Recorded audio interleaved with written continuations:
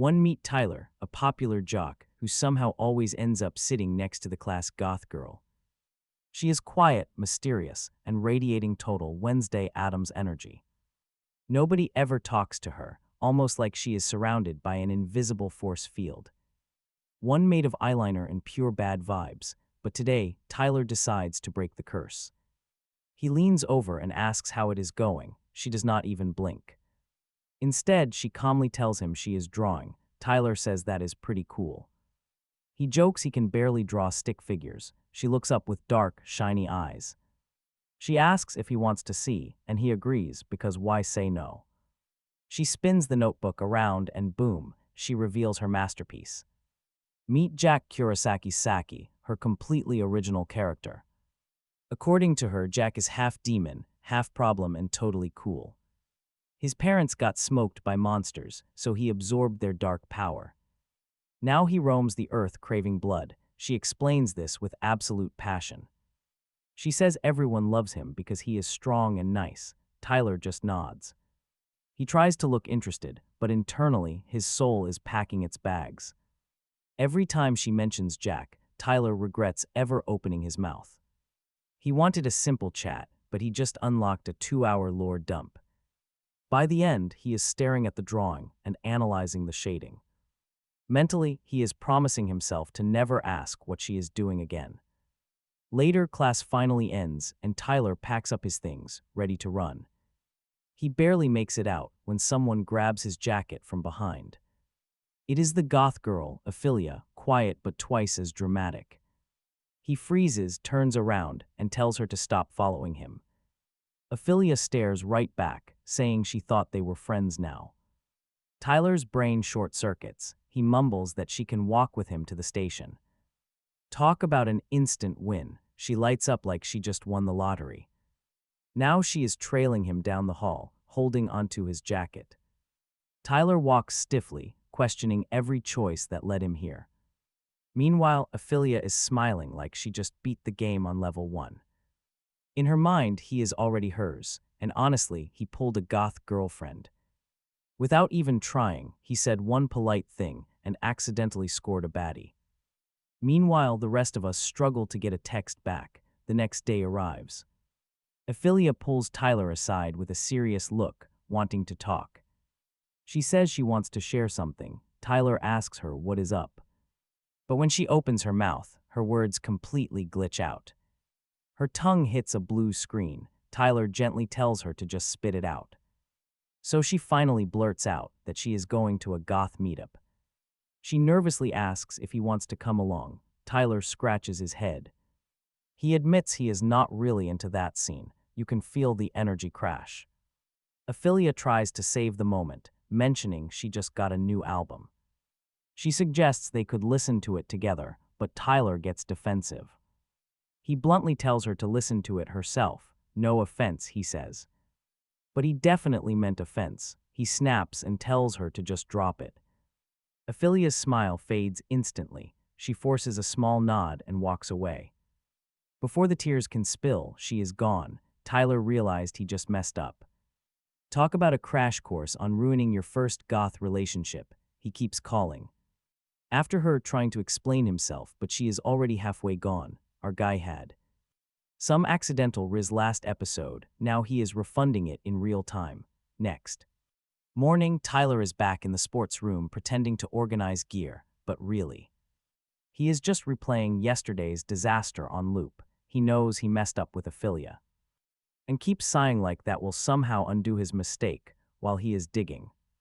Through a closet, he hears the door creak and turns to see Aphilia standing.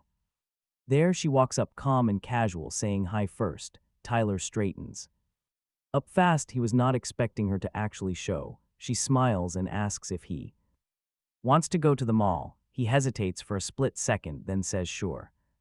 Trying to sound chill, even though his brain is doing absolute cartwheels. The second he agrees, Aphilia's whole face lights up. She is clearly thrilled, and he is already feeling like maybe this is his official redemption arc. He grabs his jacket, telling her they should head out right away to pick out some new clothes. For her, she nods, still smiling, and the two of them start walking together. For once, it feels like this might actually end without any emotional damage. Tyler is thinking about what to say next, and Aphilia is just happy to be next to him. Goth aesthetic and all, our boy fumbled yesterday but somehow pulled a daytime date. Today his luck really swings like a plot twist. The next day, Tyler is heading out and his friends dap him up on the way. Aphilia walks over, quiet but confident, asking if he wants to do something fun today. He says sure, and the two of them head out together for juice. It is low-key a date, even if nobody is calling it that. They sit down with their drinks, and Tyler finally asks the question that has been sitting in his head: why does she even want to hang out with him? Aphilia blinks in confusion, asking what he means. He tries again. Little awkwardly, she is Goth, he is a jock, and it feels like they have nothing in common. Why be with him at all? Our boy is acting like having a Goth girl interested is a problem. That is like complaining your lobster is too buttery and your steak's too juicy. Discord mods are literally running summoning rituals for one, and this guy is trying to refund his blessing, and there it is, the tension on the table between two people who vibe, even if the labels do not. He is not trying to be rude, he is just terrified of the gap. Meanwhile, she is sitting across from him, sipping juice, acting like the gap is exactly why this works. Aphilia looks down for a moment, her voice quiet as she tells him that nobody really talks to her, nobody asks her to hang out or even sits with her. The words hang heavy between them, and Tyler suddenly does not know what to say. Then she adds softly that even he only spends time with her out of pity. It hits harder than she ever meant it to. For a second, Tyler just sits there frozen, watching her face drop as if she already regrets saying it. She sighs and admits that he is the only one who ever talks to her, even if it is just because he feels bad. He tries to think of something to fix it, but nothing comes out.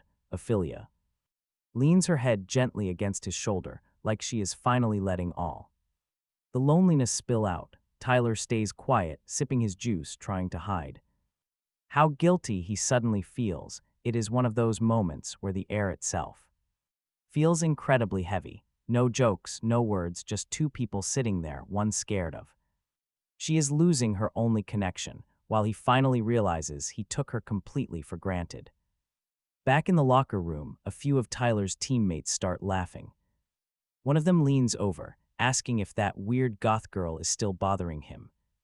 Tyler just raises an eyebrow, asking if they actually mean Aphilia. The guys chuckle, yeah, that one, before talking trash. They call her annoying and strange, claiming even the girls avoid her. Tyler looks up from his locker and quietly mutters she is really not that bad.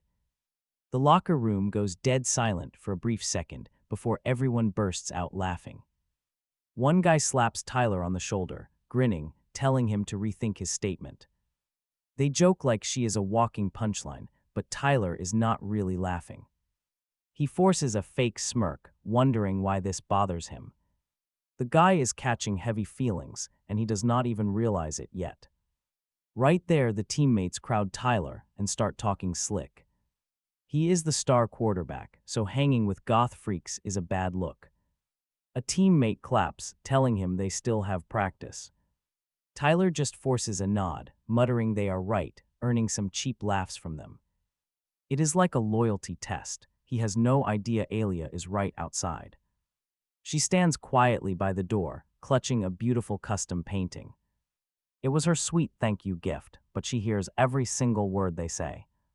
Her fingers tighten on the canvas until the edges bend, her happy smile completely vanishing. Tyler thinks he is keeping his image clean, treating her like a public relations scandal. Discord mods would sell their souls for this, yet he agrees. Aphilia lowers her head, her eyes glassy as she quietly turns away from them. She slips away before anyone notices, while the locker room keeps buzzing with mindless chatter. Tyler laughs along for one more second, but that laughter suddenly tastes incredibly bitter. He has absolutely no idea, but the damage is already done. It is a painting she simply cannot bring herself to give him anymore. Later on, Tyler opens his locker, and finds a beautiful sketch of himself taped inside. It stares right back at him. He just looks, those locker room voices echoing. The voices mock the star quarterback for hanging with goth freaks. Tyler lets out a tired sigh and quickly shuts the door to his locker. He tries to act like none of this bothers him as he slowly walks to class. But the crowded hallway feels like a runway as every girl glances his way. They whisper and smile at him like he is some high school celebrity. It looks perfect from the outside, but inside, his head is absolutely spinning. Tyler starts to realize his golden reputation is starting to feel more like a cage. Walking into class, he spots Aphilia sitting completely alone at her desk. She is hunched over her notebook, so he walks right up. He asks if she is drawing that cool character of hers, Jack Kuro. Tyler leans in, asking to see it, but Aphilia instantly snaps and yells at him. She tells him to stop forcing things, her voice sharp as glass. Tyler jerks back, totally clueless about why she is so angry. He is getting cooked for his mistakes, but does not realize the stove is hot. Aphilia goes completely nuclear on his sorry self the very moment he tries to talk. She orders him to stay away, scribbling on her paper with pure, furious anger. She looks like she is picturing his face on that paper. She snaps that he needs to stop forcing himself to talk to her. Tyler, being a totally dense jock, tries calling her name, acting like that will magically fix everything. This guy is negotiating with a bomb mid-explosion, completely clueless as to why it is ticking. Aphilia bolts up from her seat and fires a real shot. Does he want his football buddies thinking he is hanging out with a goth freak? That question lands with deadly accuracy. Even an online support group would start hunting this guy for fumbling this badly. Tyler tries to explain, but she cuts him off, instantly telling him to leave her alone before walking away while he stands. They're completely clueless, unable to comprehend how he managed to ruin the absolute peak of his entire romantic life. Aphilia goes home on emotional autopilot and collapses onto her bed like her entire system just shut down. The room is dead. Silent, and that heavy quiet makes every bad thought louder. Lying there, she keeps replaying Tyler agreeing with his friends, basically co-signing that whole goth freak insult. It hits her straight in the chest, and before she can even blink, she is crying again. She remembers the painting she made, the time they spent together, and all those small moments that felt so special. Now it feels stupid because she thought he actually cared. She is completely heartbroken while Tyler is out there fumbling worse than a quarterback with butter on his hands. The next day arrives, and Aphilia still has not recovered, curled up in her room and crying off and on, stuck replaying the exact moment that broke her. Meanwhile, Tyler is sitting in class looking around like a lost puppy. Aphilia's seat is empty and his brain is overheating, trying to figure out why she did not show up. He keeps glancing at the door as if she will pop in any second, finally feeling the consequences of his mistake in real time. Honestly, he is far more worried than he wants to admit. Tyler keeps waiting all day for Aphilia to show up, but her seat remains empty. As if she vanished from existence, the bell rings and he is still clueless about what is going on. On his way out, a group of guys walk up loud and hyped, talking about some movie they watched with a legendary topless scene. They dap Tyler up, then immediately start clowning Aphilia again. One of them laughs about her not showing up to school, acting like she is some kind of joke.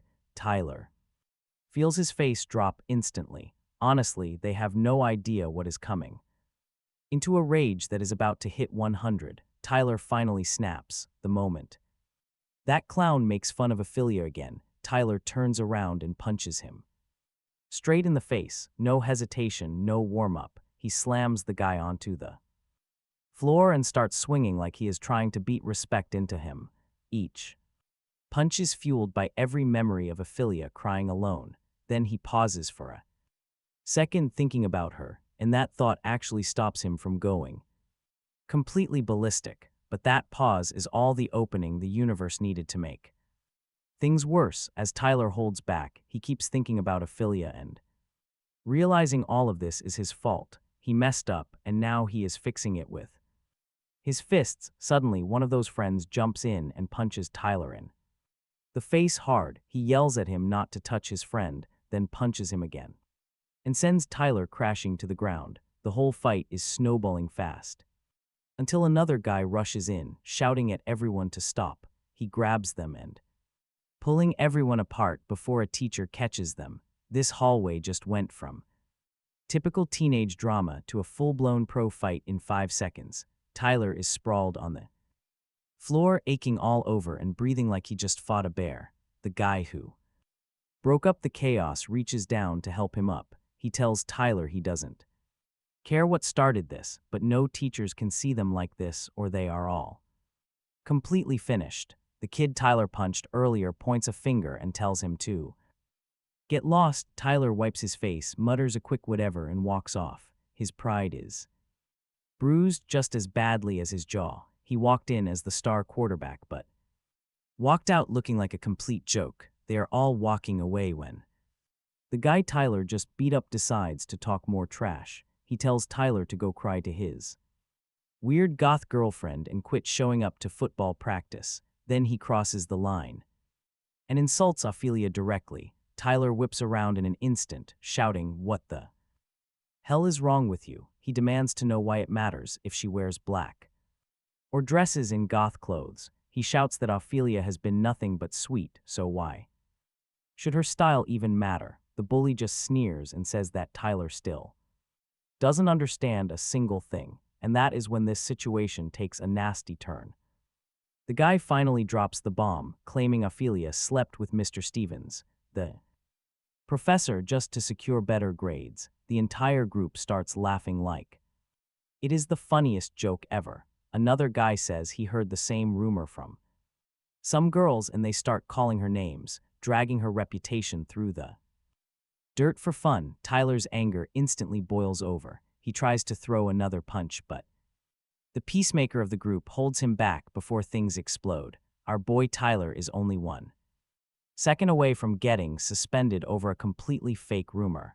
The peacemaker tells Tyler he is sorry he had to hear that and begs him to stop before he gets into serious trouble. Tyler almost swings at him too, but forces himself to cool down. He walks away, fists shaking, chest tight.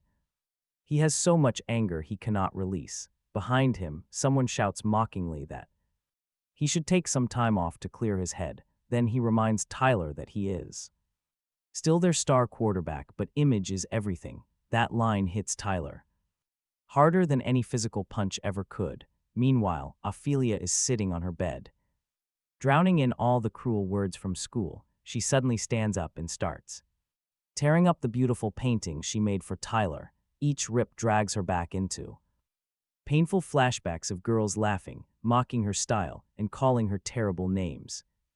Her mind is completely spiraling. Then a vision of Tyler appears for a brief second and fades away, taking her remaining hope with it. She is absolutely devastated. Aphilia sees another fleeting glimpse. Tyler's hand reaches out and she tries to grasp it, but the moment she gets close, he vanishes.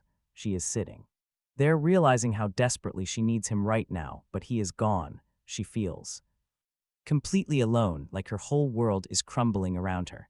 Out of everyone she hoped would stay, he was the only one she truly trusted. Now she fears she was wrong. Back home, Tyler stares at the award-winning sketch of himself inside his closet. Usually looking at it makes him proud. Today, he only sees a guy who completely messed everything up. He remembers the warning that his reputation matters and slowly shuts the door. His expression says it all. He hates himself for caring so much about what they think, calling himself a coward under his breath. Take a breath. He finally realizes the only loss bigger than losing Aphilia is losing himself. Tyler tries walking to class normally, but then his mind finally connects the dots and he just takes off running. He bolts out of the school, plowing through anyone in his path like a fullback with zero awareness. He is not thinking about homework, practice, or reputation anymore. It is all noise. The only thought left is getting to Aphilia, meanwhile, she sits on her bed at home, stressing over her next move. Hurt and endlessly overthinking. Meanwhile, Tyler is sprinting like a man late to his own redemption arc, silently telling her in his head to just wait for him. Out in the city, some girls hang out at a roadside cafe, eating pizza and discussing how that gluten disc apparently prevented a world war. Their conversation is completely wild, but Tyler flies past like background characters. He keeps running, lungs burning, legs on autopilot. He just wants to reach her house before his courage runs out. Back in her room, Aphilia sits there feeling completely worried and lost. Completely unaware he is already on his way. Suddenly, the doorbell rings. Her parents rush to answer the door, throw it open, and find a guy standing there. Aphilia's mom comes to her room, saying a friend came to see her. That word breaks Aphilia's brain since she has zero friends. She imagines girls from school showing up at her house just to bully her again, laughing in her face. On her own doorstep, she covers her ears, refusing to believe anyone decent would ever visit. Her mom begs her to come downstairs, but Aphilia is terrified, convinced some fresh humiliation is waiting for her. Then her phone rings. It is Tyler calling, and that is when she realizes who is actually at the door. Aphilia walks toward it, each step dragging her through the same painful thought loop. He does not want his friends to know he hangs out with a goth freak. He is better off without her, she tells herself. He only ever spent time with her out of pity. Even so, she forces herself up, pushes past her limits, and opens it. Tyler is standing right outside her room, holding out the black pen she left at school. He explains he came to return it because she forgot it, trying to say something else, but before he can even speak, Aphilia feels incredibly dizzy and collapses. When she finally wakes up, everything is blurry. Slowly, the shapes sharpen into her parents and Tyler standing right beside her bed. She sits up and cries out his name, shocked he is really there. Her mom leads her dad out of the room so they can talk privately. Tyler tells her again that he only came to return the pen she left at school. Then he confesses the truth. He was worried about her. Aphilia freezes.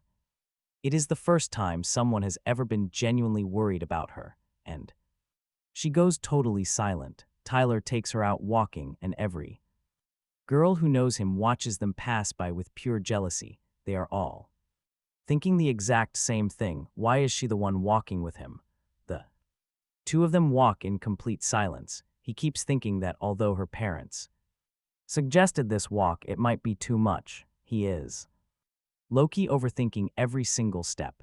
Aphilia, on the other hand, feels her heart racing like her heart is trying to escape her chest. She has no idea why being next to him suddenly makes her entire body panic. She tells herself to calm down, trying to convince herself that Tyler is only there because he feels sorry for her. As they keep walking, Aphilia keeps telling herself this cannot be real. In her head, Tyler is only taking pity on her and does not actually care at all. She calls his name and thanks him for worrying about her, but inside she is sure he is only here because he feels bad. Then she tells him it is fine if he does not want to talk to her anymore, saying she understands and that it was silly to believe he really cared. She says he only asked about her drawing to be polite, and she ended up talking his ear off all day. She admits she was just so excited that someone finally wanted to talk to her. When she thinks about those girls at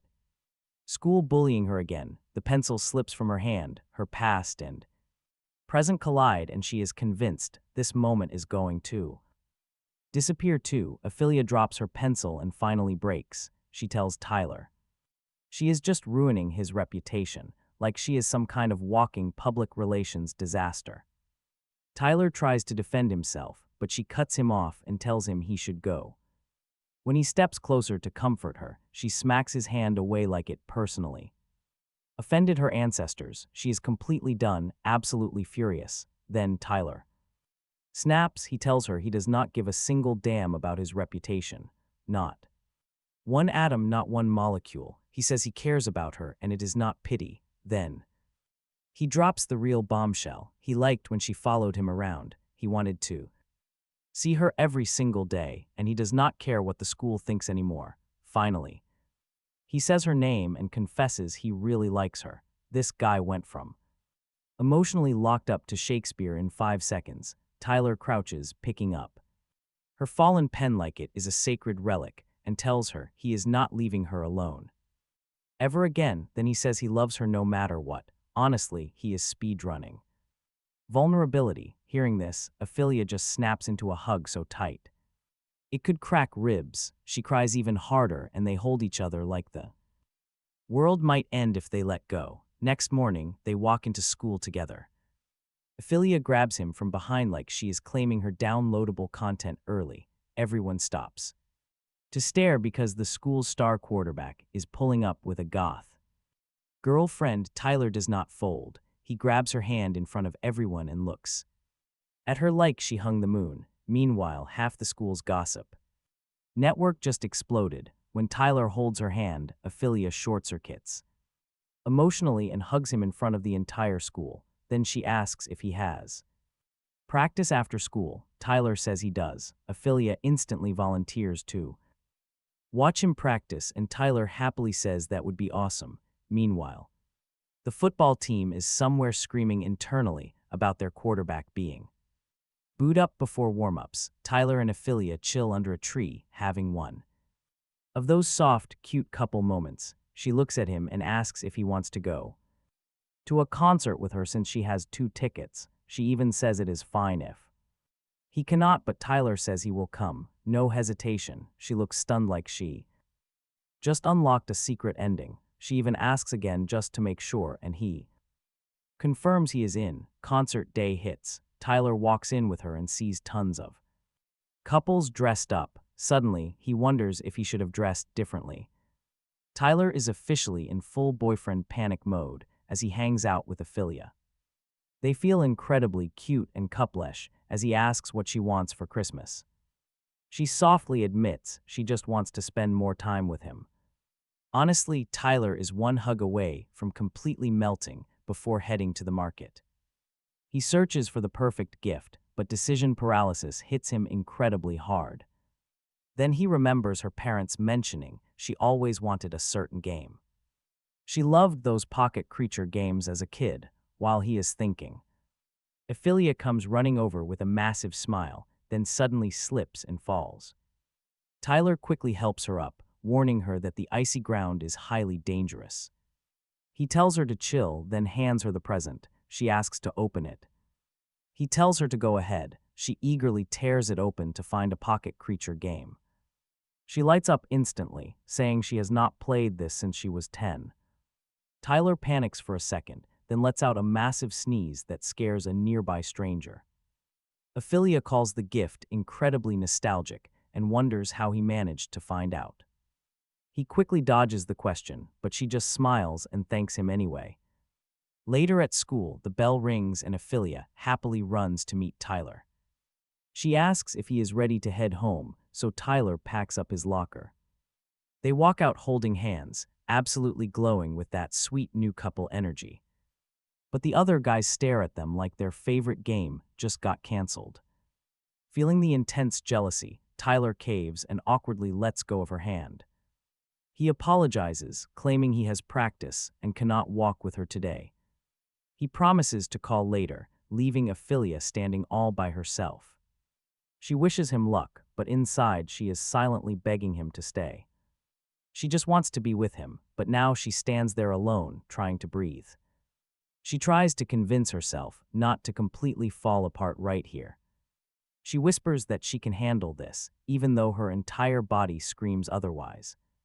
She reminds herself how much Tyler loves football, so she does not break down.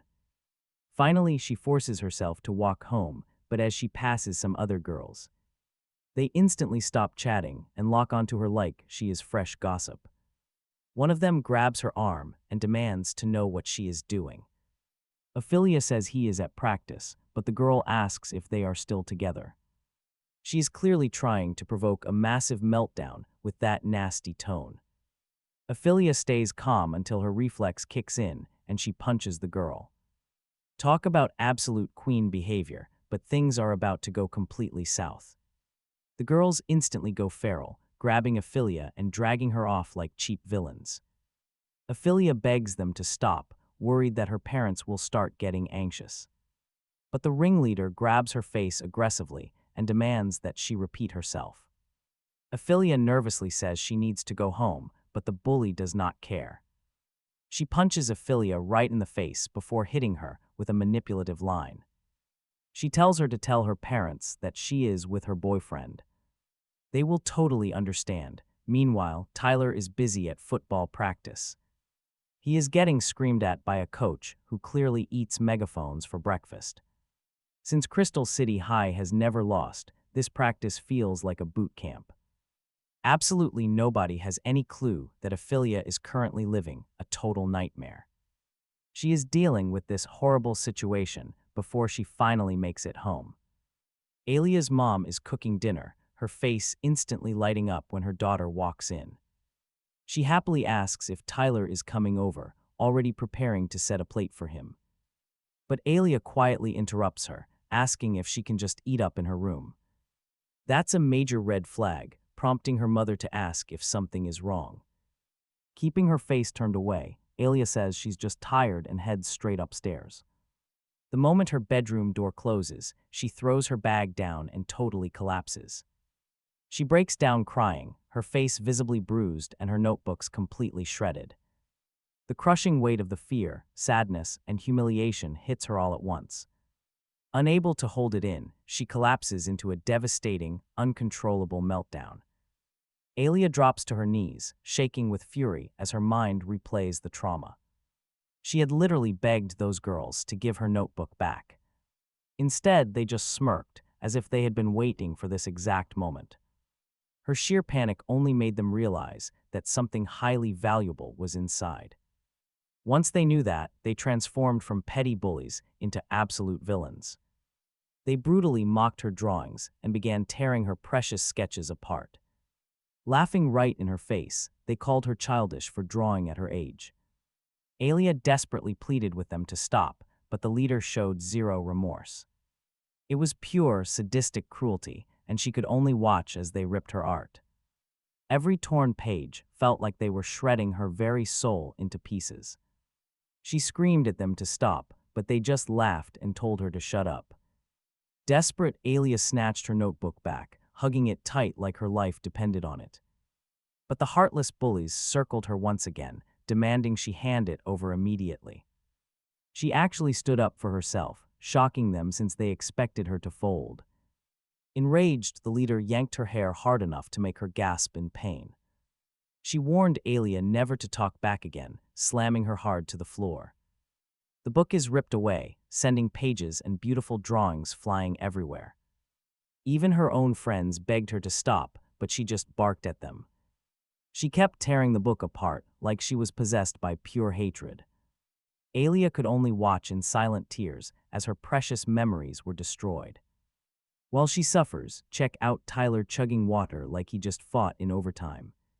He's breathing heavily while the scorching summer sun cooks him alive.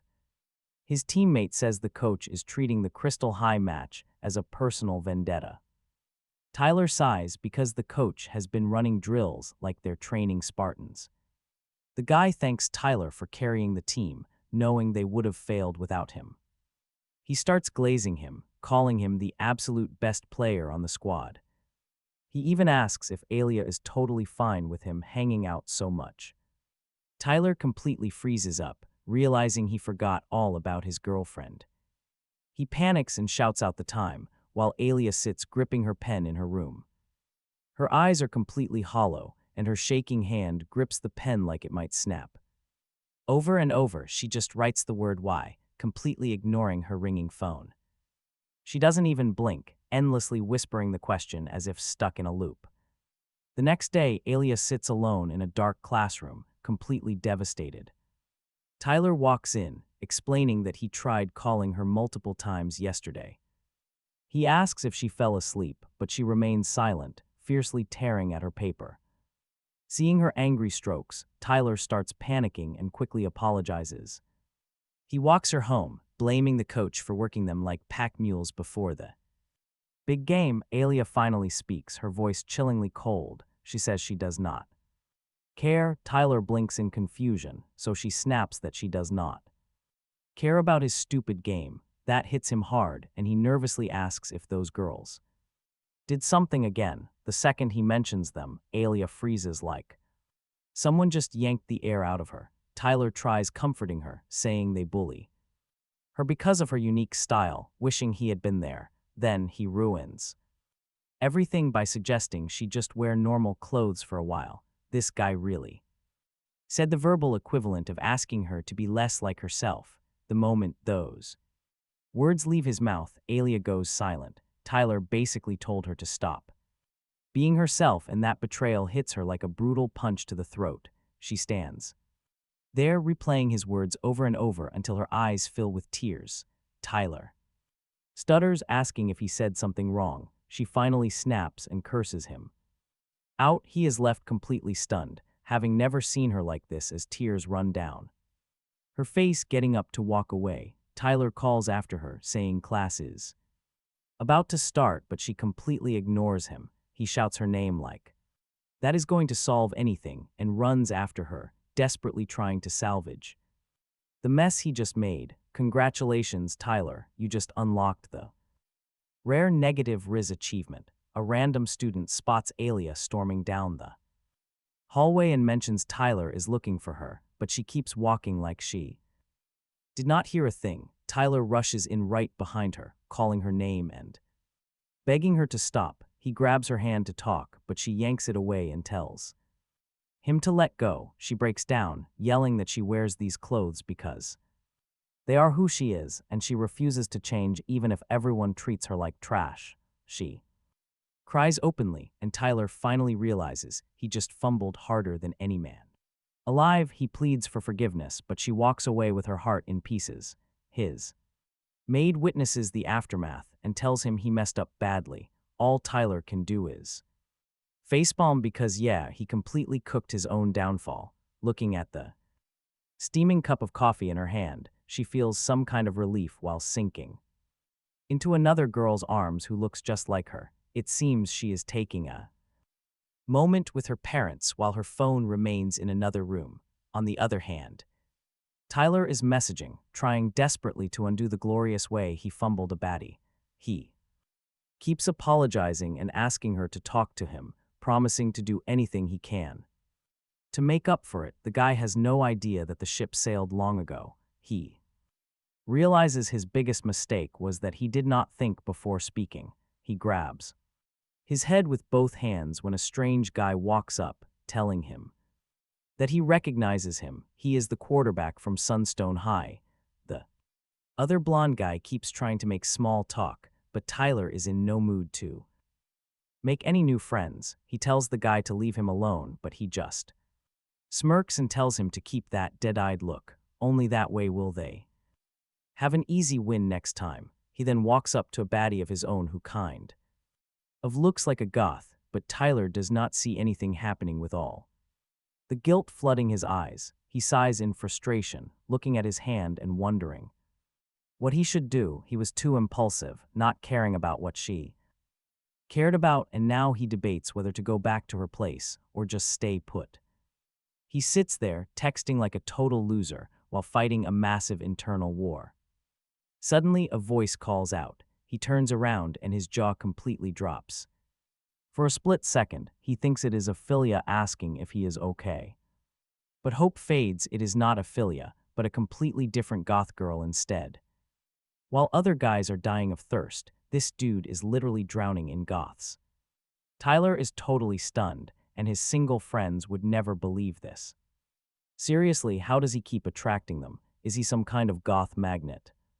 She just smiles, claiming she is just a concerned fan of the football team. Tyler immediately starts judging her, wondering why a goth girl would care about football. She does not beat around the bush and gets right to the point. He is clearly having girl troubles, but Tyler just wants to be left alone. Why is she trying to help him anyway? They do not even go to the same school. She mentions that a friend who wanted to clean his mask texted her first. If his head is not in the game, he will ruin the match for everyone. As the star quarterback, he needs his A game, but he just looks away awkwardly. But this goth girl is absolutely not taking no for an answer today. She grabs his arm, demanding that he tell her his problems so she can help. This new goth girl keeps grilling him for answers, making him wonder who she is. Is she his fairy goth mother? She seems weirdly drawn to his pathetic loser vibe. She promises to keep whatever he tells her as their own little secret. Tyler sighs, and for the next half hour, he spills everything over boba tea. She nods along, calling his situation a pretty dramatic slice of life drama. He is shocked by how supportive she is as she listens to his rant. She realizes his girlfriend has been getting heavily bullied for days on end.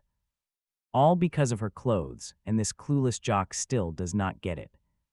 Why wear those outfits if everyone at school is going to hate her for it?